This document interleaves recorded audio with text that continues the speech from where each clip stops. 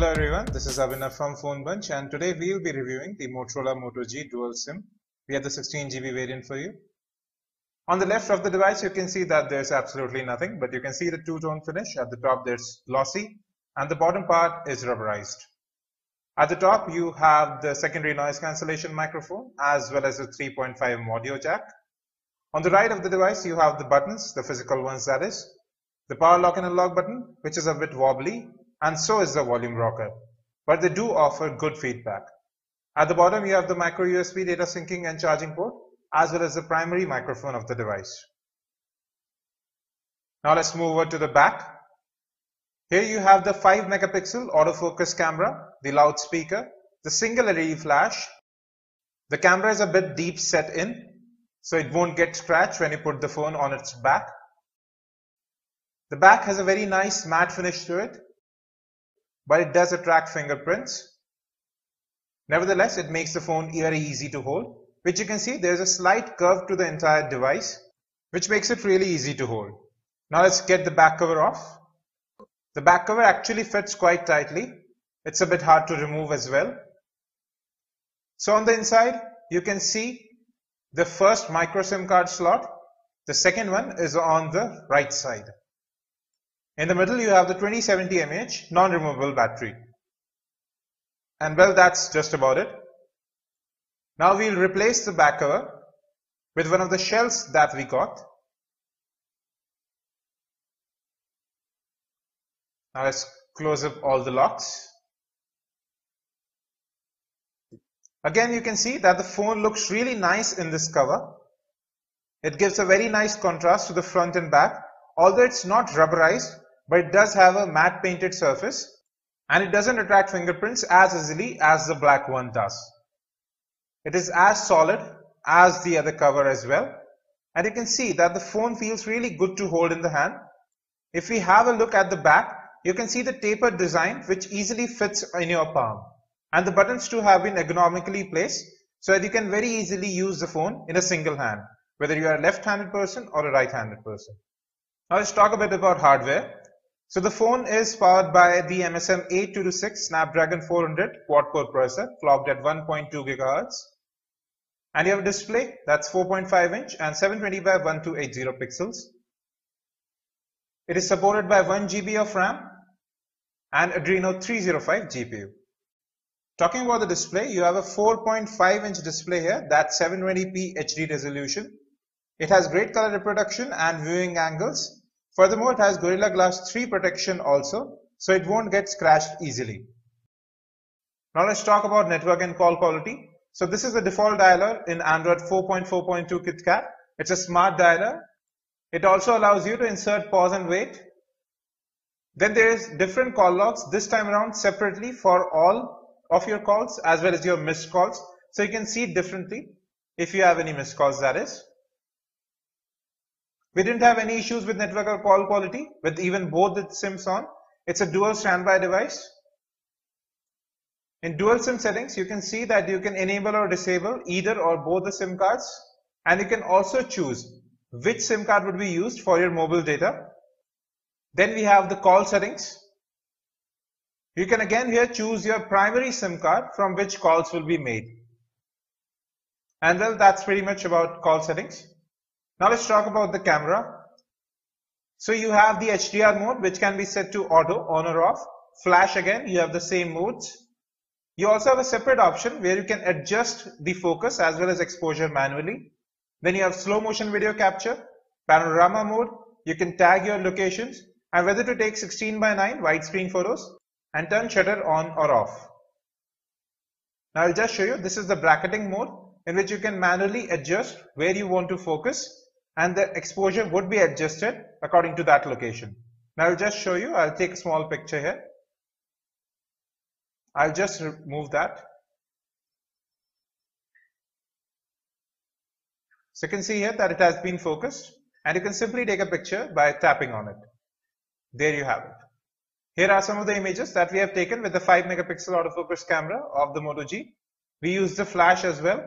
You'll see that later. The images turn out to be crisp in daylight with great exposure levels as well as focus.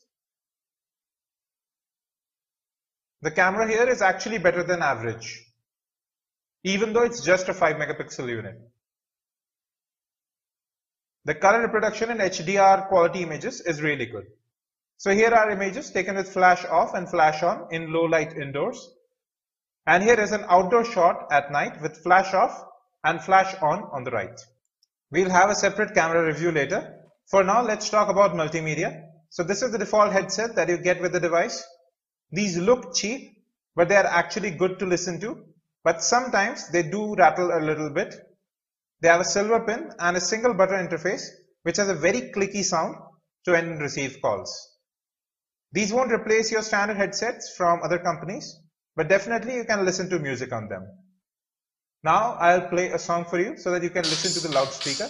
The loudspeaker here is actually really loud, and it sounds great as well. Even at the loudest volume, it doesn't rattle or crackle even a little bit. Have a listen. The speakerphone does get a bit muffled when put on its back, but it's so loud that you can even then hear it at almost full volume.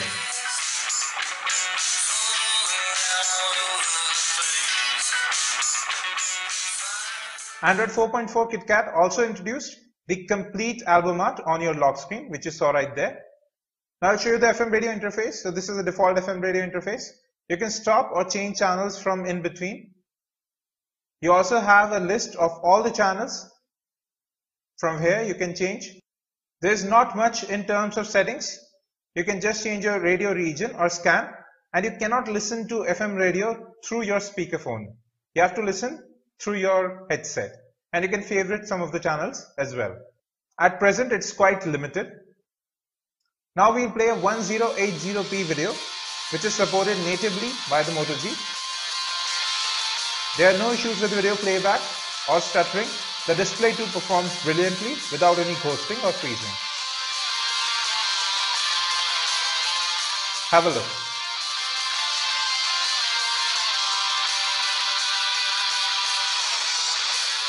The audio rendering again is excellent on the phone.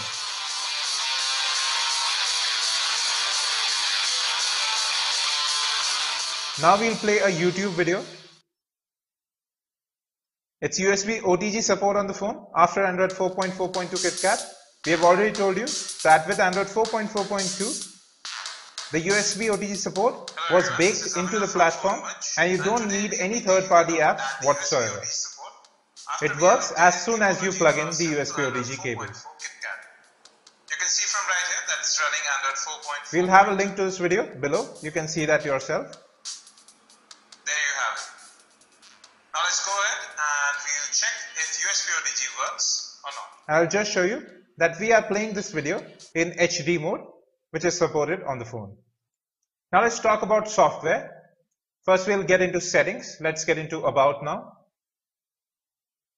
So the Moto G came with Android 4.3, but it was updated to Android 4.4.2 within a week of its launch. So you can see from right here, it's now running Android 4.4.2 KitKat, which is the latest OS that's available right now. It changed the icons and the navigation bar became transparent.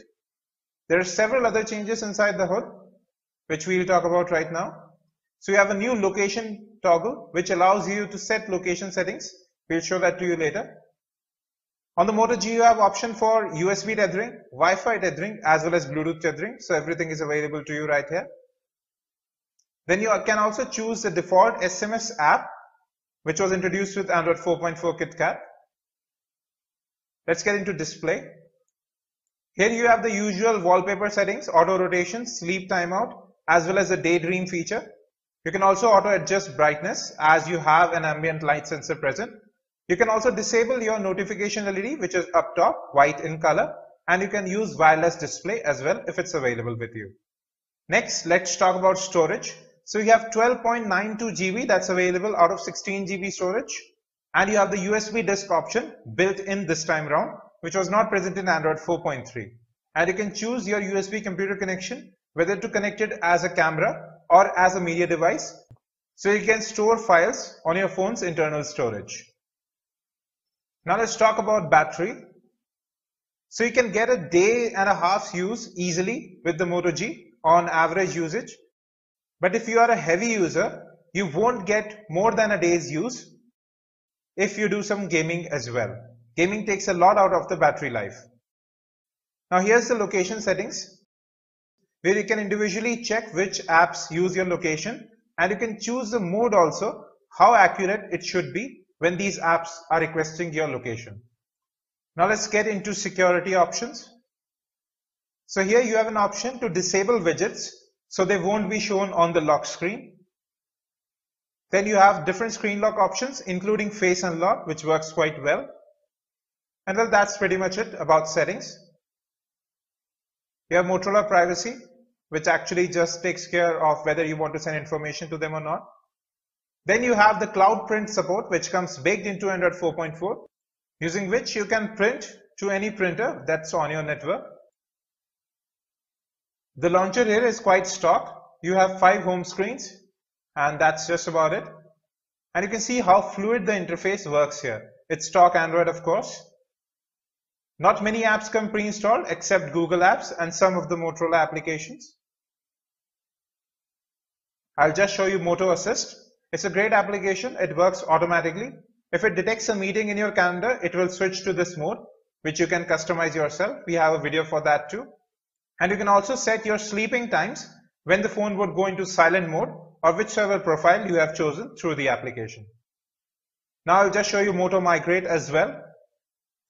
Using this, you can transfer your call logs, text messages, SIM contacts from your Android device or your iPhone to the new Moto G very easily. We have that on video as well. Don't forget to see that. Now I'll just show you the new gallery. Although most of the settings are same as Android 4.2, but it has a new interface, which you can see from right here. You can even edit the photos from within. You have several filters that are built in. So you can change your look of the image from within your smartphone without having to upload it to your PC. You can add various frames as well. Crop your image to fit a particular size. There are several other options that are available here too, just like that. And then you have exposure settings too, using which you can change the light or darkness of your images.